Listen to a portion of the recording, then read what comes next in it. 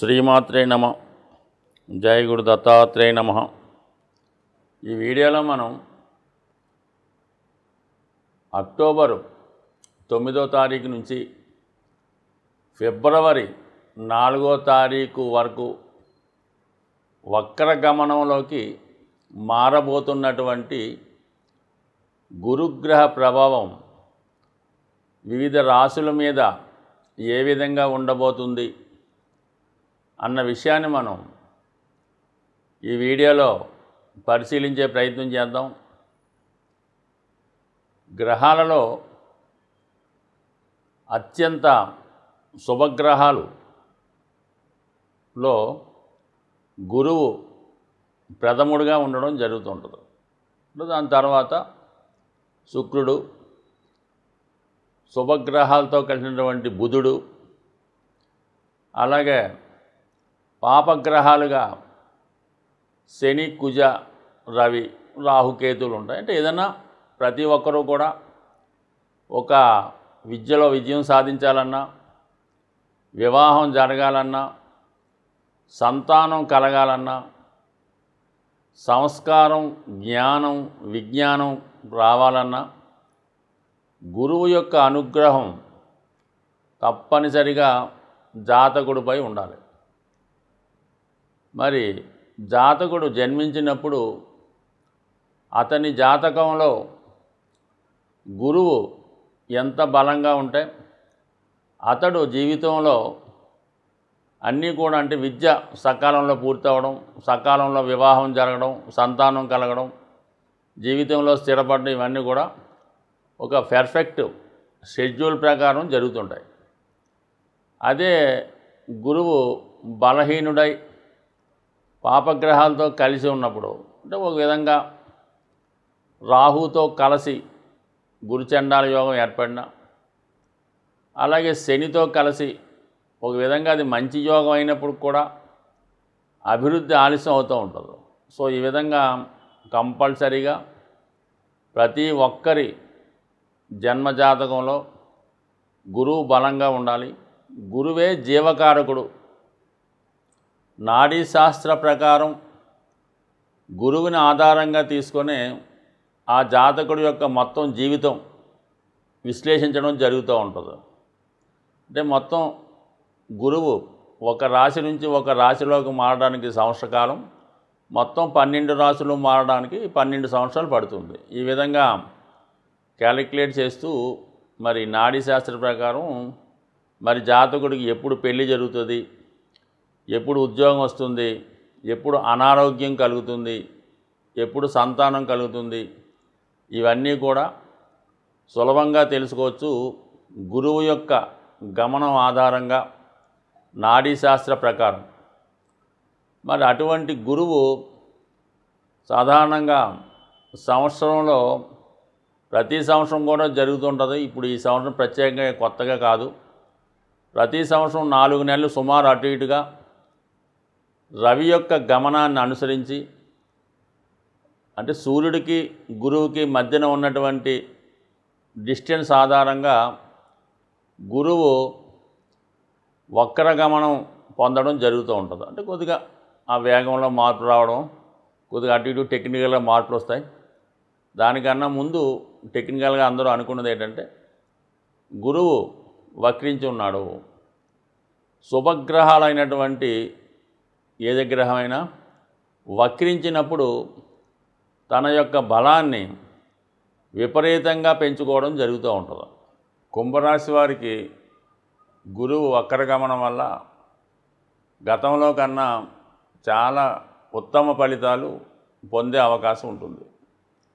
ప్రస్తుతం గురువు మరి రుజుమార్గంలో 4వ స్థానంలో సంచరిస్తూ 4, 8, 12 భావాలని యాక్టివేట్ చేయడం జరుగుతుంది. అంటే మోక్ష త్రికోణం. ఈ కారణం వల్ల జాతకుల్లో ఆధ్యాత్మిక చింతన, ఒక విధమైనటువంటి వైరాగ్యం గత 4 నెలలుగా కనబడడం జరుగుతూ ఉంటుంది. మరి ప్రస్తుతం మనకి అక్టోబర్ 9 నుంచి వక్ర గమనంలోకి వెళ్తున్నటువంటి గురు భగవానుడు సుమారుగా 4 నెలల పాటు ఈ వక్రగమనంలో సంచరించడం జరుగుతుంది.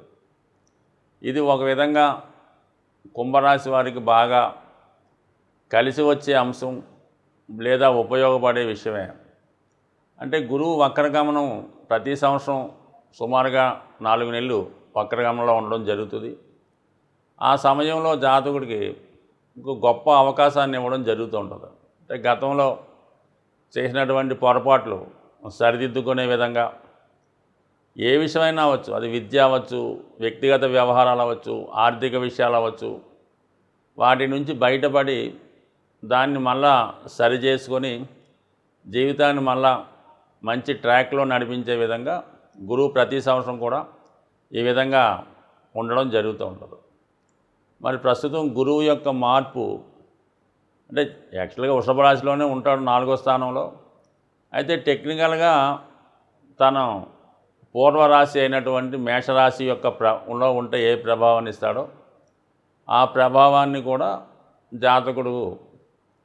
జాతకుడి మీద కనబడుతూ ఉంటుంది. అయితే ఇప్పుడు 3, 7, 11 అంటే కామ త్రికోణం యాక్టివేట్ అవుతుంది. సో ఇది ఒక విధంగా జాతకుడు యొక్క ప్రయత్నం ఫలిస్తుంది, కొత్త విషయాలు తెలుసుకుంటాడు, కొత్త వ్యవహారాలు, కొత్త అగ్రిమెంట్లు, కొత్త వాళ్ళతో పరిచయం కలుగుతూ ఉంటుంది. దాని ద్వారా జాతకుడు తను అనుకున్నది నెరవేర్చుకుంటాడు. అటు ఆర్థిక పరంగా అవ్వచ్చు, ఏదైనా ఇంకో సంతోషకరమైన వార్తలు అనొచ్చు, జాతకుడికి వ్యక్తిగత అభివృద్ధి అవ్వచ్చు.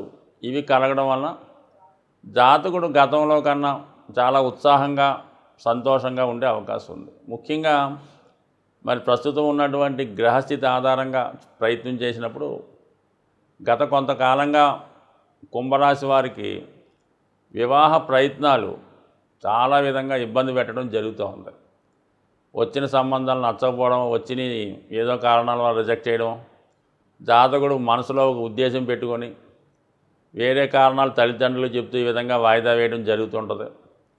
అటువంటి వారికి ఇది ఒక విధంగా సువర్ణావకాశం లాంటిది. మనకి అక్టోబర్ 9 నుంచి ఫిబ్రవరి 4 మధ్యలో జాతకుడు తను మనస్ఫూర్తిగా వివాహం చేసుకోవాలి అని కోరుకుంటే మరి ఈ సమయంలో ఖచ్చితంగా మీకు వివాహం జరిగే అవకాశం ఉంది. అది గతంలో మీరు ప్రయత్నం చేసి విడిచిపెట్టినవి కూడా జరిగే అవకాశం ఉంది. కాబట్టి ఆ విధంగా ప్రయత్నం చేసి వివాహం జరిగితే 99% కుంభరాశి వారికి ఈ సమయంలో వివాహం జరిగితే అది దానివల్ల జాతకుడు వ్యక్తిగత అభివృద్ధి కూడా పెరుగుతుంది, అతని యొక్క ఆదాయం కూడా పెరిగే అవకాశం ఉంటుంది. కాబట్టి ఈ విధంగా ప్రయత్నం చేయడం ఉత్తమమైన పని.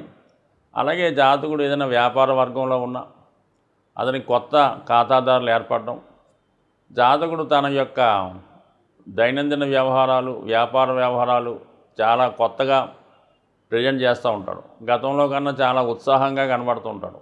ఏదో విధంగా ధనం చేతికి రావడం వల్ల చిన్నగా ఆర్థిక సమస్యల నుంచి బయటపడడం జరుగుతూ ఉంటుంది. కొత్తగా ధనం పోగేసుకోకపోయినా, కూడబెట్టుకోకపోయినా పాత అప్పుల నుంచి బయటపడడం అన్నది సంపూర్ణంగా జరుగుతూ ఉంటుంది. అలా జాతకుడు కూడా కొత్త కస్టమర్స్ ఏర్పడడం వల్ల మనీ రొటేషన్ పెరుగుతుంది. ఫర్ ది సేమ్ టైం జాతకుడు ఏమైనా విదేశ ప్రయత్నం చేస్తున్నా, కొత్తగా విద్య నిమిత్తం వేరే ప్రాంతం మారాలనుకున్నా ఇది కొంతవరకు సహకరిస్తూ ఉంటుంది. గురువు తన కారకత్వాలన్నీ కూడా ఈ వక్రగమనంలో ఉన్నప్పుడు జాతకుడికి అనుకూలంగా ఇస్తాడు. అంటే ఉన్న భావాన్ని బట్టి ఇప్పుడు ప్రస్తుతం ఎలాగా 4వ భావంలో ఉండడం వల్ల విదేశ ప్రయాణాన్ని, 8వ భావం యొక్క ఫలితాన్ని ఇవ్వడం వల్ల నిగూఢంగా రహస్యాలు తెలుసుకోవడం, శాస్త్రాల పట్ల అవగాహన, రహస్యంగా దాచుకున్న విషయాలు తెలుసుకోవడం జరుగుతూ ఉంటుంది. వ్యయంలో ఉండడం వలన ఏంటంటే ఏదైనా వివాహ ప్రయత్నాలు, ఆధ్యాత్మిక కార్యక్రమాల్లో పాల్గొనడం, పుణ్య కార్యక్రమాలందు ఆసక్తి, రహస్యంగా మంచి వారికి ఏదో విధంగా దాన ధర్మాలు అనొచ్చు, డొనేషన్ అవ్వచ్చు, హెల్ప్ అనొచ్చు జరుగుతూ ఉంటుంది. మరి 3, 7, 11 అవ్వడం వల్ల మరి కొత్తగా జాతకుడు సంకల్పించుకొని దాన్ని అందరి సహకారంతో దాని యొక్క ఫలితాన్ని పొందే అవకాశం ఉంటుంది. బట్ ఏదన్నా జాతకుడికి లాభం పొందాలంటే 11వ భావంలో ఈ గ్రహాల ప్రభావం ఏర్పడుతుంది. ఆ కారణం వల్ల ఏంటంటే గురువు మీకు సంపూర్తిగా ఈ మంచి ఫలితాన్ని ఈ వక్రగమనంలో కుంభరాశి వారికి చాలా వరకు వాళ్ళు పడుతున్నటువంటి సమస్యల నుంచి బయటపడే విధంగా ఈ యొక్క వక్రగమనం ఉపయోగపడుతుంది. గురుగ్రహ అనుగ్రహం సంపూర్ణంగా కలగాలనుకున్న వాళ్ళకి చాలా తేలికపాటి పరిహారాలు మనకి గురువులు చెప్పడం జరిగింది. అందులో ముఖ్యంగా గోసేవ, దాన్ని మించింది గురువు యొక్క అనుగ్రహానికి వేరే లేదని చెప్తాను. మీరు దగ్గరలో ఉన్నటువంటి గోశాలను సందర్శించి, ఎస్పెషల్లీ గురువారం రోజు అక్కడ ఉన్నటువంటి గోవులకి నానబెట్టినటువంటి శనగలు బెల్లంతో కలిపి పెట్టడం అన్నది నెంబర్ 1. దాని తర్వాత అరటిపళ్ళు ఇంపార్టెంట్గా, అంటే ఏదో రంగు చెప్తూ ఉంటారు కానీ పసుపు రంగు అరటిపళ్ళు అయితే చాలా బెటరు. 3 అరటిపళ్ళు అక్కడ ఉన్నటువంటి గోవులకి ఆహారంగా పెట్టి 3 ప్రదక్షిణలు గోవుకి చేసి, గోవు వెనక భాగంలో నమస్కారం చేసుకుంటే కంప్లీట్గా సర్వదేవతల యొక్క అనుగ్రహం మీకు లభిస్తుంది. ఇంకా బాగా ఇబ్బందుల్లో ఉన్నాం, ఏ విధంగా కూడా మనకి ఏ దారి లేదు, అలాగే అనారోగ్యపరంగా చాలా ఇబ్బందికరంగా ఉంది, అసలు మంచం మీదే ఉండవలసి వస్తుంది అనుకున్న వాళ్ళు వీళ్ళ గోశాలకి దర్శించి, వీళ్ళు ఎంత బరువు ఉన్నారో, ఒక 60 కేజీలు ఉంటే 60 కేజీలు అక్కడ వెయిట్ ఉంటుంది, దాంట్లో చూసి ఆ బరువుకు సమానమైనటువంటి ఆహారం, పశువులు తినే ఆహారం, అది చిట్టో తవుడో ఏదో ఒకటి అక్కడ డొనేట్ చేయడం వల్ల సంపూర్ణంగా మీకు మళ్ళా పునర్జన్మ లభించే విధంగా లభిస్తుంది. ఇక కామన్గా విద్యార్థులు అందరూ చేసుకునేది మరి దత్తాత్రేయుడు, సాయిబాబా, రాఘవేంద్ర స్వామి, లేదంటే మీకు విద్య నేర్పిన గురువు, లేదంటే మీరు టెక్నికల్గా ఉంటే మీకు ఆ వృత్తి నేర్పిన గురువు, వీరెవరు కాదంటే మీ తండ్రి గారు. వీళ్ళని ఈ రోజుల్లో పెద్ద పూజించేవాడు ఎవరు ఉంటారు, కానీ వాళ్ళ మాట గౌరవించి, వాళ్ళని కొద్దిగా గౌరవప్రదంగా చూస్తూ, వాళ్ళకి సత్కరిస్తూ, వాళ్ళకి ఏదన్నా అవసరానికి తగు విధంగా చేదోడు వాదోడుగా సహాయపడుతూ ఉంటే ఖచ్చితంగా గురువు యొక్క అనుగ్రహం లభిస్తుంది. సో కనీసం సంవత్సరంకి ఒకసారన్నా గురువుకి ఈ విధంగా ఆదరించడం వల్ల, మరి కొత్త వస్త్రాలు వారికి ఇవ్వడం వల్ల, లేదంటే వాళ్ళ ఇంట్లో ఏదైనా కార్యక్రమం జరిగినప్పుడు సహకరిస్తే 100% మీకు ఈ గురుగ్రహ అనుగ్రహం లభిస్తుంది. అంటే గురుగ్రహ అనుగ్రహం ఉంటే సర్వ సంపదలు లభిస్తాయన్నమాట. సాక్షాత్తు దైవం యొక్క స్వరూపం లాంటిది గురువు కాబట్టి ఈ గురువులను ఆరాధించవచ్చు. మీకు దగ్గరలో ఉన్నటువంటి క్షేత్రాలు చాలా ఉంటుంటాయి కాబట్టి అక్కడ ఉన్నటువంటి శివుణ్ణి ఆరాధించవచ్చు. ఇంకా శ్రేష్టమైనది ఏంటంటే కృష్ణ భగవానుని పూజించడం, భగవద్గీతని చదివే ప్రయత్నం చేయడం, లేదా కనీసం మనం చదివి అర్థం తెలుసుకోలేకపోతే అంతలో కొంత భాగాన్నైనా ఎవరితో అన్నా పెద్దలతో చదివించుకొని వినడం వల్ల మీకు ఈ గురువు యొక్క అనుగ్రహం లభించే అవకాశం ఉంది.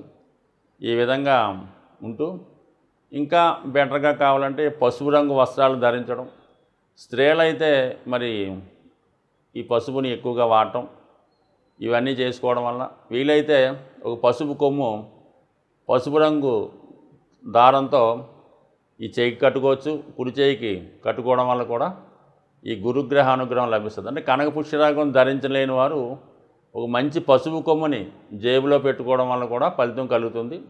వీలున్నవారు ఒక 3 క్యారెట్లు కనక పుష్యరాగాన్ని సువర్ణంతో చేయించి కుడి చేయి చూపుడు వేలికి ధరించడం వల్ల కూడా ఫలితం దక్కే అవకాశం ఉంది. అలాగే పంచముఖి రుద్రాక్ష, 5 ముఖాల రుద్రాక్ష ధరించడం వల్ల కూడా మీకు గురుగ్రహ అనుగ్రహం సంపూర్ణంగా లభించే అవకాశం ఉంది. స్వస్తి.